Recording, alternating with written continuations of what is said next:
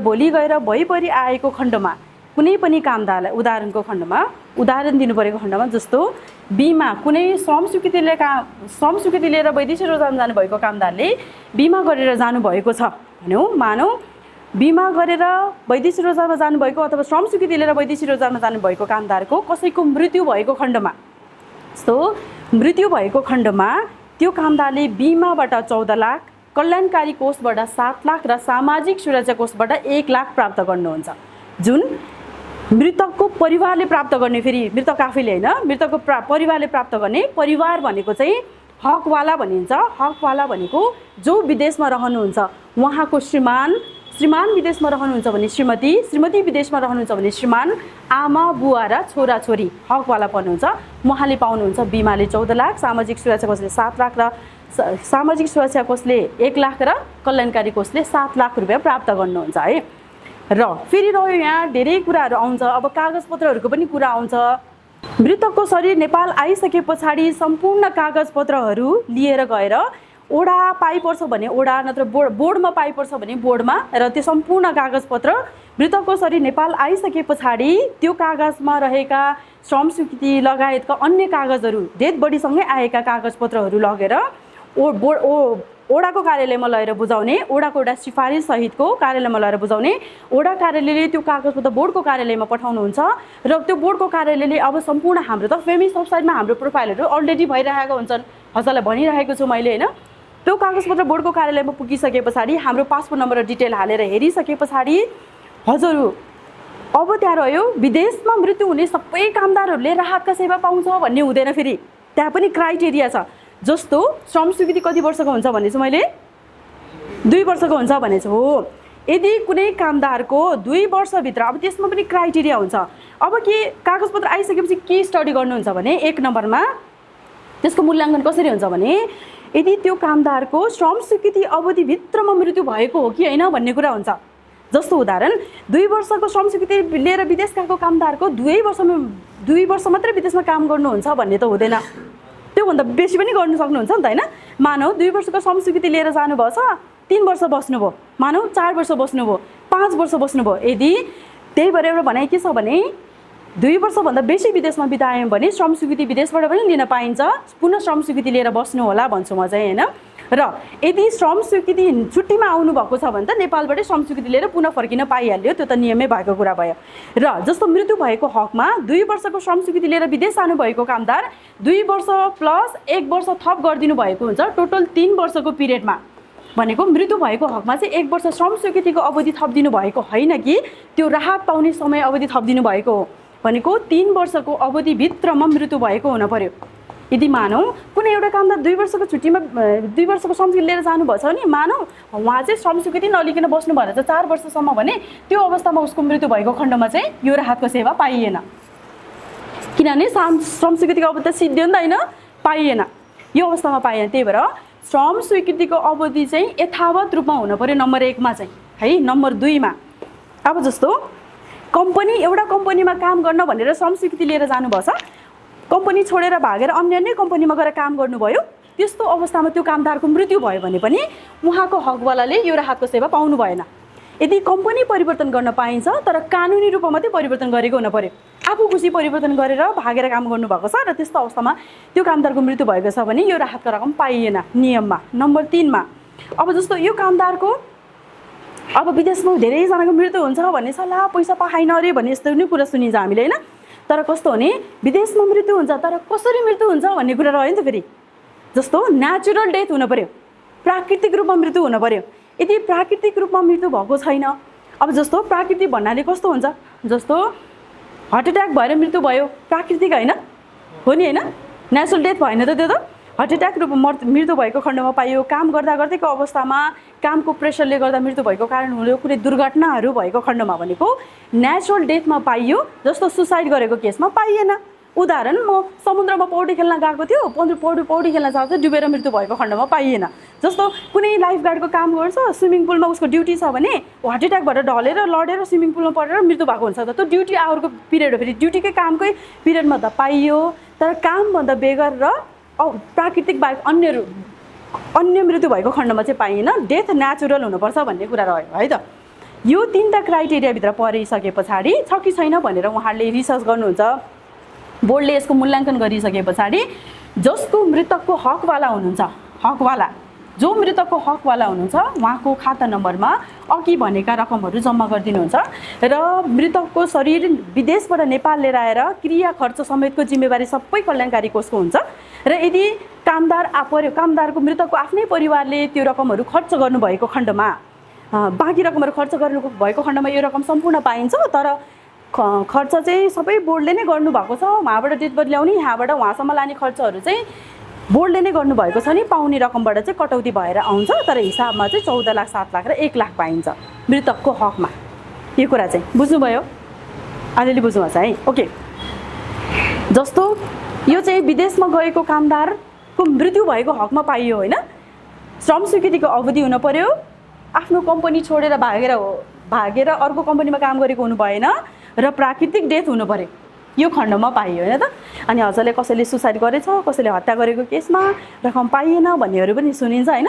5औं वर्षसम्म विदेशमा बितायो, श्रम स्वीकृति त लिनुभएको छैन, त्यस्तो अवसरमा मृत्यु भयो, ला पाइएन भन्ने सोच्यो होइन, त्यस्तो सोचिन्छ, त्यस्तो होइन। त्यसको पनि क्राइटेरिया हुन्छ एउटा, यसरी बुझ्नु होला है। बिमाको रकम चाहिँ यसरी प्राप्त हुन्छ, बिमा र कल्याणकारी सामाजिक सुरक्षा कोषको एउटा यो रह्यो है, एउटा टपिक चाहिँ। अर्को के छ भन्दा जस्तो हामी विदेशमा छौँ है, हामी वैदेशिक रोजगारमा जाने कामदार हामी विदेशमा छौँ भने नेपाल वैदेशिक रोजगार बोर्डको नियमअनुसार यदि हामी विदेशमा छौँ भने हामी कामदार हो नि त, वैदेशिक रोजगारमा काम गर्ने कामदार हो। त्यसको हकमा पनि है, विदेशमा काम गर्ने जस्तो हाम्रो हकवालाको हकमा हाम्रो आमा बुवा श्रीमान श्रीमती छोरा छोरी मध्ये कुनै एकलाई 6वटा बृहत रोग लागेको खण्डमा क्यान्सर, मुटु रोग, मानसिक रोग, मृगौला रोग र पार्किन्सन भन्ने सुन्नुहुन्छ, थाहा पाउनु भएको छ? पार्किन्सन भन्ने दिमागको नसा सुक्ने, मुटु रोग, मृगौला रोग, क्यान्सर, मानसिक रोग र पार्किन्सन, यो मध्येको एउटा रोग लागेको खण्डमा हामी त विदेशमा छौँ, मानौँ हामी विदेशमा छौँ भने हाम्रो परिवारको सदस्यमध्ये एकजनालाई यो रोग लागेको खण्डमा यी मध्ये एउटा रोग, फेरि सबैलाई एउटै लागेको हुनु भएन, यो मध्ये एउटा रोग लागेको खण्डमा त्यो कामदारको परिवारले हकवालाले 50,000 सम्मको उपचार खर्च प्राप्त गर्नुहुन्छ। उपचार खर्च परिवारको सदस्यले पाउने। यदि म दुबईमा छु, मेरो बुवालाई पार्किन्सन भएको छ भने मेरो बुवाले 50,000 रकम उपचार खर्च बाबत पाउनुहुन्छ बोर्डबाट चाहिँ। म विदेशमा छु भने कागजपत्र के चाहियो त भन्दा म विदेशमा छु भने मेरो श्रम स्वीकृतिको कागज चाहियो, मेरो पासपोर्ट कपी चाहियो, म र बुवाको नाता प्रमाणित हुनु पर्यो होइन, त्यो त हुनु पर्यो नि होइन। म चाहिँ कुन कम्पनीमा काम गर्छु त्यसको नाम हुनु पर्यो, अथवा मेरो बुवालाई कुन रोग लागेको हो भनेर अलिकति आधिकारिक हस्पिटलको रिपोर्ट हुनु पर्यो र सम्भव भएसम्म एउटा वडाको सिफारिस पनि भयो हुन्छ। त्यो कागजपत्रलाई हामी गाउँमै छौँ भने गाउँमा वडा कार्यालयमा लगेर बुझाए पनि भयो, त्यो वडा कार्यालयबाट बोर्डको कार्यालय आउँछ। नत्र हामी बोर्डको पाइपर्ने ठाउँमा छौँ भने बोर्डको कार्यालयमा बुझाए पनि हुन्छ। बुझाइसके पछाडि उहाँले त्यो फोटो भिडियोहरू हेर्नुहुन्छ, हाम्रो कागजपत्र हेरिसकेपछि बोर्डले र हाम्रो जो बिरामी हुनुहुन्छ बिरामीकै खाता नम्बरमा 50,000 रुपियाँ उपचार खर्च बाबत जम्मा गरिदिनुहुन्छ। यो पनि प्राप्त गर्ने कुरा रह्यो, एउटा कुरा चाहिँ। अर्को बुझ्नु भएको छ त्यो कुरा? अर्को जस्तो वैदेशिक रोजगारमा जाने कामदारको अङ्गभङ्ग भएमा अथवा बिरामी भएमा, यो पनि हुनसक्छ नि होइन, अङ्गभङ्ग भएमा अथवा बिरामी भएमा वैदेशिक रोजगारमा गएको कामदारको कोही अङ्गभङ्ग हुनुभयो अथवा बिरामी हुनुभएको खण्डमा नेपाल वैदेशिक रोजगार प्रवर्धन बोर्डको तर्फबाट बढीमा 7 लाखसम्मको रकम उपचार खर्च बाबत प्राप्त गर्न सक्नुहुन्छ। जस्तो काम गर्न सक्ने र नसक्ने अवस्थाको मूल्याङ्कन गरी वैदेशिक रोजगार बोर्डबाट 7 लाखसम्मको रकम प्राप्त गर्नुहुनेछ अङ्गभङ्ग अथवा बिरामी हुनेले। अनि अङ्गभङ्ग भनेको चाहिँ के होला बुझ्नुभएको छ? हो, अङ्गभङ्ग भने हजुर के सोच्नु, ढाड भाँचिने, हात भाँचिने, खुट्टा भाँचिने यस्तो होइन है। जस्तो लस भएको हुन पर्यो, जस्तो हात काटिनु, खुट्टा काटिनु, हातको औँलाहरू काटिनु, खुट्टाको औँलाहरू काटिनु, कान काटिनु, आँखाको ज्योति गुम्नु, यसरी बुझ्नुपर्छ। हात भाँच्यो भने पाएन, ढाड भाँच्यो भने पाएन, त्यसरी लस भएको हुन पर्यो है। अङ्गभङ्ग त्यस अन्तर्गत पर्छ भने बिरामी कस्तो होला त? बिरामी जस्तो मुटु रोग, मृगौला रोग, क्यान्सर, मानसिक रोग र नसा सम्बन्धी रोगमा है त। कोही प्यारालाइज भएर आयो भने पाउँछ कि पाउँदैन होला सोच्नु होला। हो, त्यो नसा सम्बन्धीमा पऱ्यो पाइन्छ है। यी मध्ये एउटा रोगमा जस्तो मानौँ कसैलाई HIV भएर आयो भने पाइन्छ त? यौन रोगमा पाइएन है। फेरि त्यसरी याद गर्नु पर्यो, यौन रोगमा पाइएन, मुटु रोग, मृगला रोग, क्यान्सर जस्ता, पार्किन्सन जस्ता नसा सम्बन्धी रोगमा पाइयो, अरूमा पाइएन है। जस्तो मानौँ कुनै अङ्गभङ्ग भएर कुनै कामदार नेपाल फर्किनु भयो अथवा बिरामी भएर नेपाल फर्किनु भयो भने नेपाल फर्किएको 45 दिनभित्रमा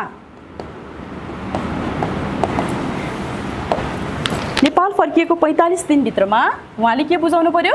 कामदारले पासपोर्टको फोटोकपी बुझाउनु पर्यो, श्रम स्वीकृतिको कागज बुझाउनु पर्यो, अनि हामीलाई विदेशको हस्पिटल, विदेशमा त पक्कै पनि चेकअप गरेको त हुन्छ नि त होइन, हस्पिटलको रिपोर्ट त हुन्छ नि, त्यो हस्पिटलको रिपोर्ट बुझाउनु पर्यो र नेपालमा आइसके पछाडि त्यसको भेरिफाई रिपोर्ट पनि खोज्नुहुन्छ है। त्यो विदेशबाट ल्याएको रिपोर्टहरू कुनै सरकारी हस्पिटलमा भेरिफाई गर्नुपर्छ, त्यो पनि एउटा रिपोर्ट खोज्नुहुन्छ, अथवा कहीँ चेकअप गराएर यो व्यक्तिलाई यो भयो भनेर एउटा प्रमाणित कागज छ त्यो पनि बुझाए भयो, त्यो हस्पिटलको रिपोर्ट भयो र भएसम्म एउटा ओडाको सिफारिस पनि भयो, राम्रो होइन। र विदेशबाट फर्किँदाको हवाई टिकट पनि चाहियो है, हवाई टिकट। र यो कागजपत्र लिएर गएर यदि ओडा कार्यालयमा हुनुहुन्छ भने ओडा कार्यालयमै बुझाउनु पर्यो। यदि हामी गाउँमै छौँ भने, यदि हामी राजधानीमै छौँ भने र वैदेशिक रोजगार बोर्डको कार्यालय अलिकति पाइपर्ने ठाउँमा छ भने बोर्डको कार्यालय बुझाए पनि हुन्छ। मैले हजुरलाई सोधेछु नि है, बोर्डको कार्यालय कहाँ छ? नेपाल वैदेशिक रोजगार प्रवर्धन बोर्डको कार्यालय कहाँ छ? हो, कहाँ छ अरे? महिलाहरूलाई झन् यो कुरा थाहा हुनुपर्छ, किनभने महिलाहरूले त यो पढेको 700 रुपियाँ दिनुभएको बापत त त्यो 700 रुपियाँ त बोर्डको कार्यालयबाट फिर्ता हुन्छ। त्यो पैसा फिर्ता लिन ल उहाँ बोर्डको कार्यालय जानु भने उहाँलाई फिर्ता हुन्छ, पुरुषलाई होइन है, फेरि महिलालाई मात्रै फिर्ता हुन्छ है। नेपाल वैदेशिक रोजगार प्रवर्धन बोर्डको कार्यालय नयाँ बानेश्वर बबर महल अदालतको ठ्याक्कै अपोजिट साइडमा छ बोर्डको कार्यालय है। पाइपर्छ भने त्यहीँको कार्यालय लगेर कागजपत्र बुझाए पनि हुन्छ, अनि त्यहाँ लगेर बुझाउने, उहाँले कागजपत्र हेर्नुहुन्छ नि त साँच्चीकै बिरामी भएको हो कि होइन, श्रम स्वीकृति अब जस्तो फेरि होइन है, अब जस्तो कन्डिसनमा नि पाउने भन्ने कन्डिसन हुँदैन। जस्तो नम्बर 1 मा जो अङ्गभङ्ग भएर फर्किनु भयो, जो बिरामी भएर फर्किनु भयो भने उहाँ अङ्गभङ्ग र बिरामी हुने दिनसम्म श्रम स्वीकृतिको अवधि छ कि छैन भनेर हेर्नु पऱ्यो नि त होइन। 2 वर्षको श्रम स्वीकृति लिएर जानुभएको कामदार मानव 3 वर्षसम्म काम गरिरहनु भएको छ, त्यस्तो बेलामा कुनै दुर्घटना भएर हातै काट्यो भने पाइयो त? भनेको श्रम स्वीकृतिको महत्त्व कति रहेछ त हजुर? पाइएन। त्यही भएर अहिलेको कन्डिसन के छ भने हामीले यस्तो कुराहरू बुझ्दै गर्नु, अनि 4औं वर्ष छ 5औं वर्षमा श्रम स्वीकृति किन लिनु पर्यो भनेर बस्नुहुन्छ। श्रम स्वीकृति हाम्रो नेपाल सरकारको नियमअनुसार हो, कम्पनी विदेशको कम्पनीले त श्रम स्वीकृति नलिए पनि हुन्छ, अनि लिनै पर्छ भन्ने त हुँदैन होइन, त्यो त हाम्रो लागि हो, हाम्रो नेपाल सरकारको नियमअनुसार हो त्यो चाहिँ हुने भनेको चाहिँ। त्यही भएर यदि श्रम स्वीकृति 2 वर्षको भन्दा नागेको छ त्यस्तो बेलामा पनि हामी काम गरिरहेको रहेछौँ, दुर्घटनामा परेर हात काटियो अथवा दुर्घटना भयो अथवा बिरामी हुनुभयो, कुनै घटना घटेको खण्डमा त्यो यो राहतको रकम पाइएन। त्यही भएर श्रम स्वीकृतिको अवधिभित्रमा हुनु पर्यो एउटा कुरा चाहिँ।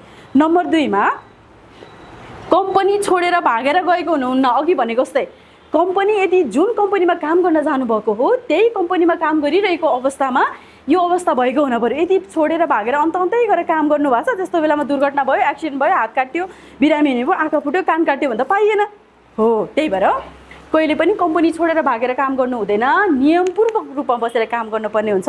कामदारको अधिकार हो, कम्पनी परिवर्तन गर्न पाइन्छ तर नियमपूर्वक मात्रै परिवर्तन गर्नु होला। यो सबैको लागि एकदमै ध्यान दिनुपर्ने कुराहरू छ। श्रम स्वीकृति लिने बेलामा बिमा कल्याणकारी र सामाजिक सुरक्षा कोषलाई पैसा तिरेको होइन हो नि होइन, भनेको त्यो तिरेको भनेको कतिलाई? 2 वर्षलाई होइन, भनेको त्यो 2 वर्ष अवधिभरि तिर्न परेन।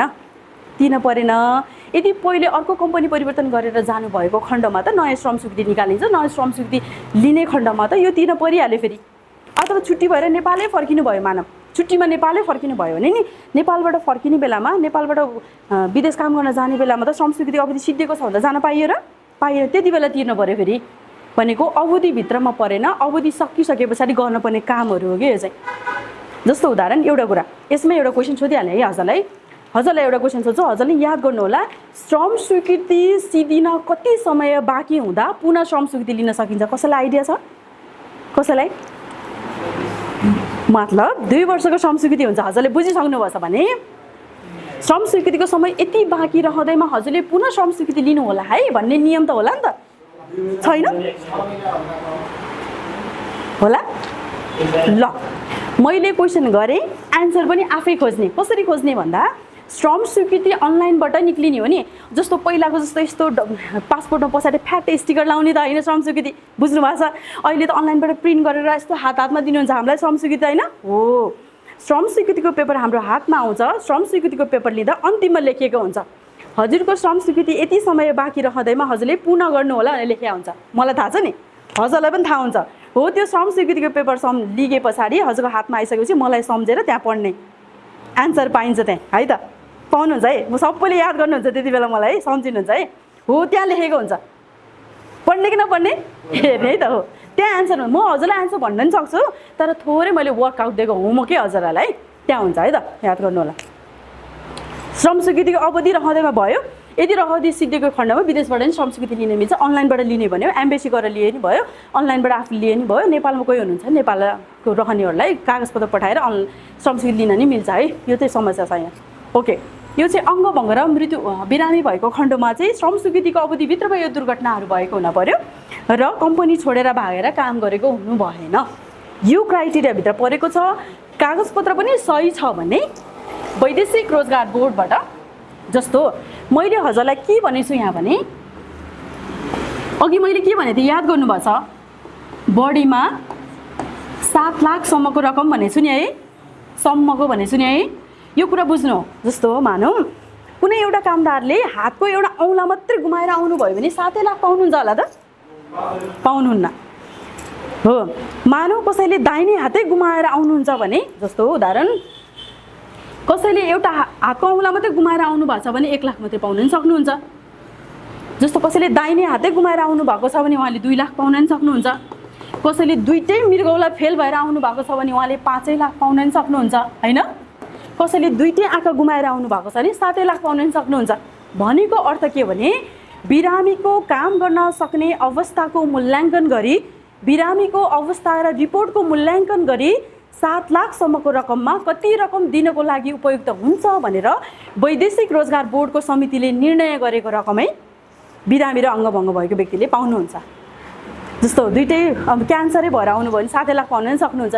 खुट्टाको एउटा औँला काटेर आएको छ भने 50,000 मात्रै पाउन पनि सक्नुहुन्छ। हो, त्यसरी अवस्थाको कन्डिसनको मूल्याङ्कन गरेर पाइन्छ है। त्यो चाहिँ मैले के भने बिमाबाट पाउने कुरा, कल्याणकारीबाट पाउने कुरा, यहाँबाट पाउने राहतका सेवाहरू र सामाजिक सुरक्षा कोषबाट पाउने कुराहरू रह्यो। मृत्यु भएको हकमा, अङ्गभङ्ग भएको हकमा, बिरामी अङ्गभङ्ग भएको हकमा र परिवारको सदस्यहरू बिरामी भयो। यो परिवारको सदस्यहरूको कुरामा चाहिँ अलिकति कन्फ्युजन हजुर के हुनुहुन्छ भने, जस्तो बिरामी, अब जस्तो म विदेश गएँ, मै बिरामी हुनुहुन्छ, मै अङ्गभङ्ग हुनुपर्छ, अथवा म बिरामीलाई केही भएको खण्डमा चाहिँ परिवारले पाउने होइन है। फेरि श्रम स्वीकृति लिएर गएको कामदार हुनु पऱ्यो कि, श्रम स्वीकृति लिएर गएको कामदारले पाउनु पनि त्यो राहतको सेवा हो। त्यो चाहिँ त्यो परिवारले पाउने हो, कामदारले पाउने होइन, यसरी प्रष्ट हुनुपर्छ है। फेरि है त्यो 6वटा रोगमध्ये एउटामा पाइयो है त। यहाँसम्म बुझ्नु भएको छ कि? बुझ्नु भने है, अघि सोध्नु भएको थियो नि, केही पाइयो, केही आन्सर पाइयो। अब एउटा छ है बाँकी, जस्तो वैदेशिक रोजगारमा गएको कामदारको मृत्यु भएमा, अङ्गभङ्ग भएमा अथवा बिरामी भएमा उक्त कामदारको छोराछोरीलाई छात्रवृत्ति प्रदान गर्दछ।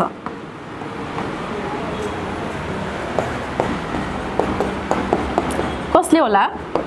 बोर्डबाटै हो। हजुरलाई के याद गर्नु भने हामीलाई चाहिँ यो राहतको सेवाहरू, यो प्रक्रियाहरू कहाँ गएर गर्ने हो भनेर नसोच्नु होला। जहिले पनि दिमागमा के लिनु भने कल्याणकारी कोष भनेको वैदेशिक रोजगार प्रवर्धन बोर्ड हो। प्रवर्धन बोर्डको कार्यालय नयाँ बानेश्वर बरमलमा छ भनेर मैले हजुरलाई प्रश्न गरेको छु। सबैले सेट गर्नु होला है दिमागमा चाहिँ। ओके हो ल, मृत्यु भयो र कुनै कामदारको विदेशमा मृत्यु भएको छ भने, अङ्गभङ्ग भएको छ र बिरामी हुनुभएको छ भने उक्त कामदारको छोराछोरीलाई छात्रवृत्ति पनि प्राप्त गर्नुहुँदो रहेछ अरे। यो सुन्नुभएको थियो? हो, कक्षा 1 देखि मानौँ 1 नभनौँ, अहिले त शिशु नर्सरी पनि भनिन्छ होइन, शिशु नर्सरी पनि भन्छ, प्ले ग्रुप भन्छ होइन। मानौँ 1 देखि नै भनेर सजिलो हुन्छ भनेर 1 देखि 8सम्म पढ्नको लागि यदि कुनै कामदारको विदेशमा मृत्यु भएको छ, अङ्गभङ्ग भएको छ, बिरामी हुनुभएको छ भने उक्त कामदारको छोराछोरीलाई 1 देखि 8 कक्षासम्म पढ्नको लागि वर्षको 10,500 रुपियाँ छात्रवृत्ति प्रदान गर्नुहुन्छ। अब जस्तो 9 कक्षादेखि 12 कक्षा, 12 कक्षा त अहिले माध्यमिक तह मानिन्छ होइन। 9 देखि 12 कक्षासम्म पढ्नलाई 12,500। यो चाहिँ के हो? मन्थली होइन नि, फेरि वार्षिक है। वार्षिक रूपमा सरकारी स्कुल पढ्नेले पनि पायो, बोर्डिङ स्कुल पढ्नेले पनि पायो र छोराले नि पाउनुभयो, छोरीले नि पाउनुभयो, दुवैले पाउनुभयो, सबैले पाउनुभयो है। छोराले नि पाउनुभयो, छोरीले नि पाउनुभयो, सबैले पाउनुभयो, दुवैले पाउनुभयो। सरकारी स्कुल पढ्नेले नि पायो, बोर्डिङमा पहिला सरकारी स्कुलमा पढ्नेले पाउँथ्यो, अहिले त बोर्डिङले नि पाउँछ। अब छोराछोरीलाई बोर्डिङ पढाउनु भनेर आमा बुवा विदेश जाने होइन, सरकारले मात्रै पढाउनु दिनुको त भएन, त्यही भएर बोर्डिङ स्कुलले नि पाउनुहुन्छ र वार्षिक रूपमा पाउनुहुन्छ यो चाहिँ।